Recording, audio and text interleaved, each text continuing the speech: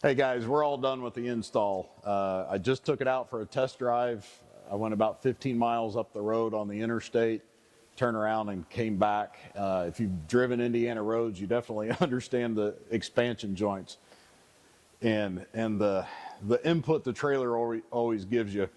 My first impression when I got out on the interstate, I got it up to 70, set the cruise control, and I very quickly realized that I can feel the front and the back of the truck, and I can't feel the trailer anymore. When I'm hitting the expansion joints, that normal boom boom and then a bang on the back, or the trailer swaying around and all that fun stuff, it's gone. There's no input from the trailer. When I got back, I went inside and I intentionally set some stuff up inside to see if it would move around. Nothing's moved around, and I took a couple of corners. Of course, you're going to get some stuff moving around in corners. I can't. This stuff's not going to stop G-forces. But as far as suspension goes, I'm kind of blown. Actually, I'm really blown away. So definitely worth the time, energy, money. The old suspension that we took off, I can't wrap my head around how messed up it was.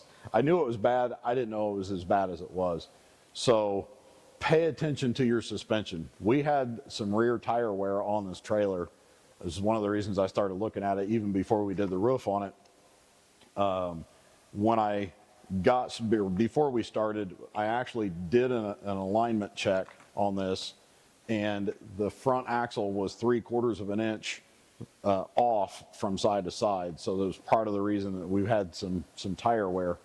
We did the install. I didn't measure anything. I just installed everything the way it was supposed to. And we checked the alignment, and we're within 1/8 of an inch, which is within our measuring tolerances when we're using a tape measure and all that kind of stuff. So the suspension's straight. Again, this is probably the biggest suspension upgrade that I've ever done, even on a truck, because you just can't feel stuff that you could normally feel.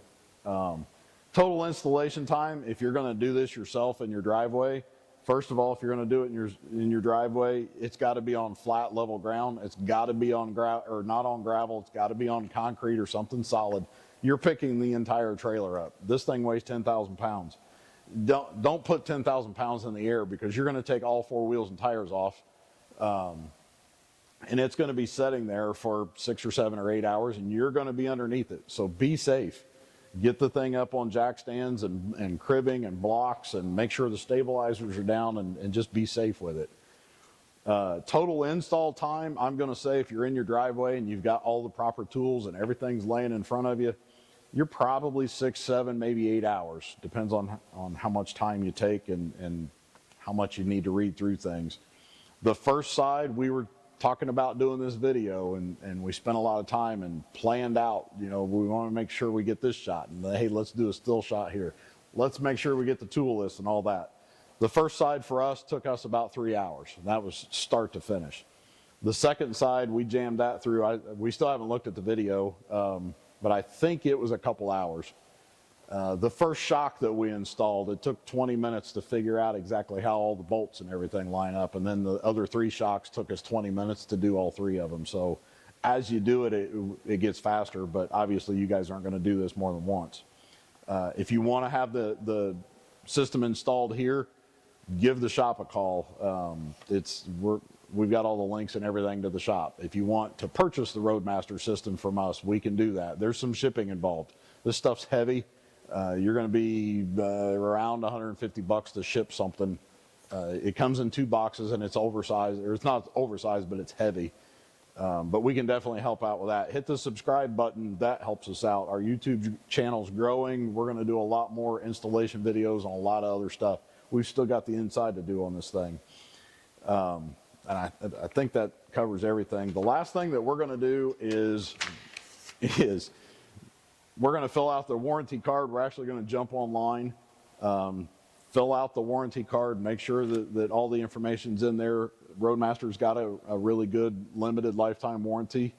I can't see anything in the system that's going to break, honestly. The shocks are going to be a wear item. I don't know what the longevity of the shocks are. I know the manufacturer of the shock, and they build a good product.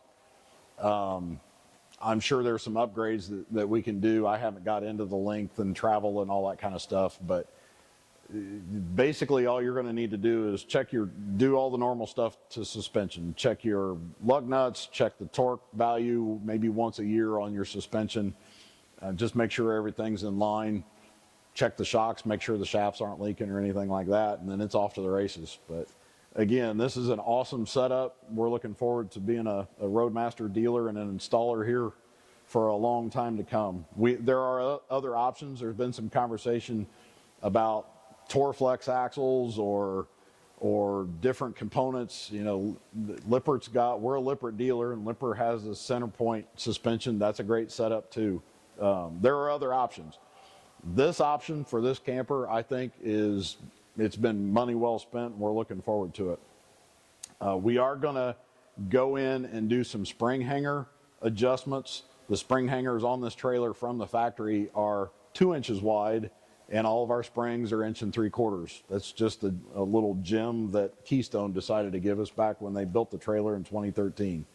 So we're going to fix the spring hangers, get all that lined up, and then we're going to do, I haven't decided yet if we're going to do the X bracing or if we're going to do our own custom bracing to get the spring shackles. There's a front and a rear spring shackle that's still open that doesn't have the center box. But we're going to tighten that up. We're going to do a video on that when it gets ready, or once we've got all of our ducks in a row. But anyway, I'm going to wrap this thing up for now. I appreciate your time. Hope you enjoyed the series. If you've got questions, toss them in the comments and we'll pay attention. Thanks for everything, guys. Later.